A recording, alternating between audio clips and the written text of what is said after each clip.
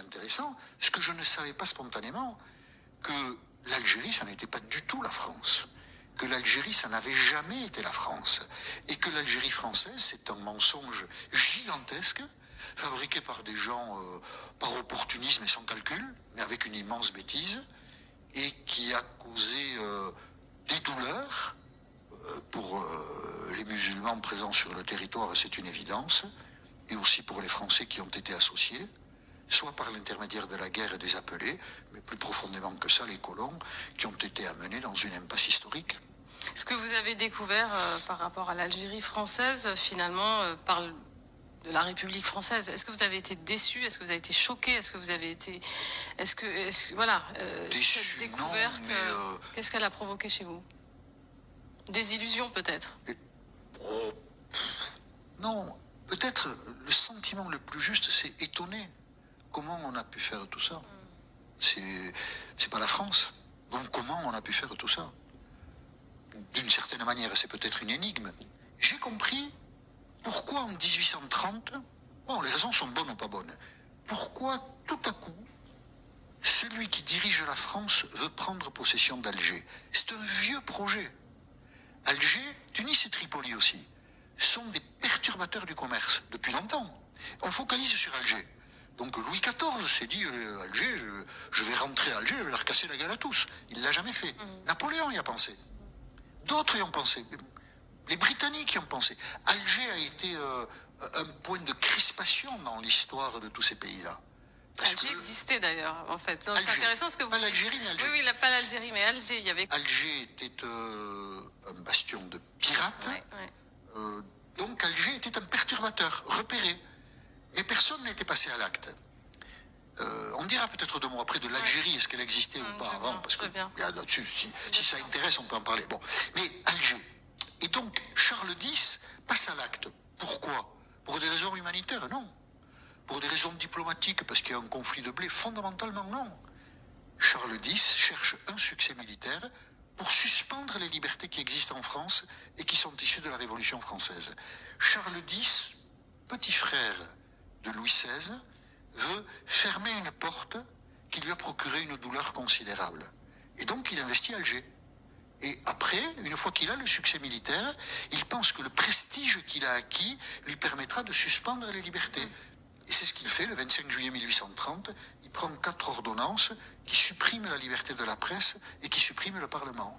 Et à sa surprise, à la surprise de tout le monde d'ailleurs, il y a 3 jours de révolution derrière, mais y compris à la surprise de ceux qui sont à la tête de cette révolution, qui ne pensent jamais qu'ils seront assez forts pour renverser le roi. Et c'est ce qui se passe.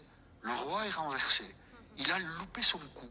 La France des libertés a gagné. Qu'est-ce qu'on fait d'Alger? On ne sait pas. Et on va passer des années à faire n'importe quoi. À combattre les Algériens qui veulent nous voir repartir. On n'est pas décidé à repartir parce qu'on ne sait pas quoi faire. Donc on reste. Et puis après, en 1840, on décide de tout conquérir. Et non seulement de conquérir la terre et de soumettre les individus qui s'y trouvent, mais de chasser les individus qui s'y trouvent, de leur voler la terre, pour faire de la place à des Européens. On espérait qu'ils seront français, mais en fait, ils seront plutôt espagnols et italiens, et aussi des Français, qui viendront tenter l'aventure. C'est la colonie de peuplement. C'est la colonie. C'est la caractéristique importante. Il y a très peu de colonies de peuplement dans l'histoire. Il y a la Nouvelle-Zélande, il y a l'Australie, il y a l'Afrique du Sud, ça ne concerne pas la France, et il y a l'Algérie. Ce sera la seule colonie de peuplement. Un peu la Nouvelle-Calédonie, mais l'histoire est différente si on la regarde attentivement. L'Algérie sera la seule colonie de peuplement. On fait venir des Européens, on les installe, et on en fait un bout d'Europe, ou plutôt un bout de France. On ne peut pas appeler ça colonie, à l'époque, parce que en 1848, on va baptiser l'Algérie Algérie française, officiellement, et en faire des départements, parce que 1848, ça c'est, la France ne maîtrise pas tout ça, il y a ce qu'on appelle un réveil des peuples, on secoue les vieux empires. Partout en Europe, il y a une contestation des empires. C'est une contradiction intellectuelle formidable. Les peuples doivent être libres, et donc nous, on va servir des Algériens. Ça ne tient pas debout, mais c'est ce qu'on va faire.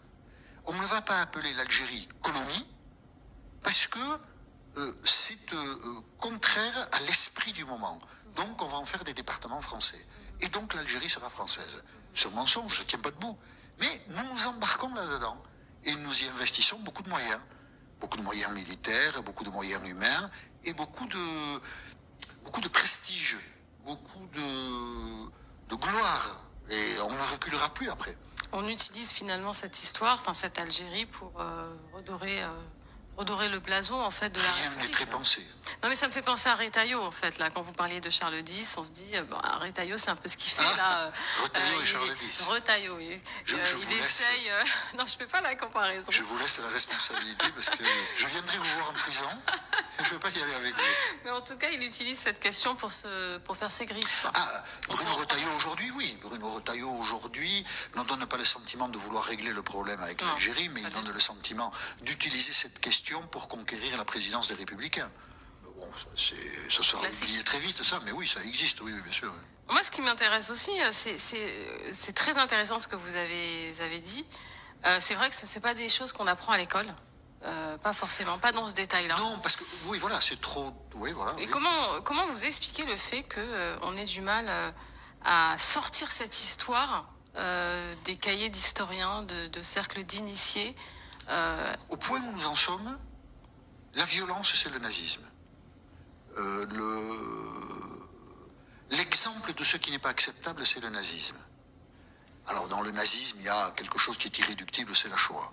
La volonté de faire disparaître un peuple, une culture, d'y mettre des moyens colossaux, d'organiser tout ça, c'est l'abjection des abjections. Bien sûr. Donc ça, c'est le nazisme. Mais le nazisme, ce n'est pas que ça. Le nazisme, c'est la supériorité de la race, c'est la violence assumée, la vie. Celle des Juifs ne vaut rien, bien sûr. Mais même les autres ne valent pas grand-chose. La dépossession aussi. La dépossession. Oui, la dépossession culturelle, la dépossession matérielle, oui, les biens physique, des Juifs. Bien sûr. Oui, et puis les territoires, les Germains sont c'est de la folie, hein. Les Germains sont un peuple supérieur. Donc ça, c'est l'horreur absolue. Comment peut-on accepter que nous ayons eu plutôt une mentalité identique, la Shoah en moins, mais une mentalité identique? Les Algériens qui sont là, ça ne vaut rien. Ce sont des vies qui ne valent rien. Ce qui compte, c'est le projet français, la supériorité française. Et nous massacrons, nous tuons, nous cantonnons un statut pratiquement d'esclave les premiers possesseurs de la terre, nous nous comportons d'une manière abominable. Et nous ne voulons pas voir cela. Et au sortir de la Deuxième Guerre mondiale notamment, la colonisation est dans les esprits tout de même.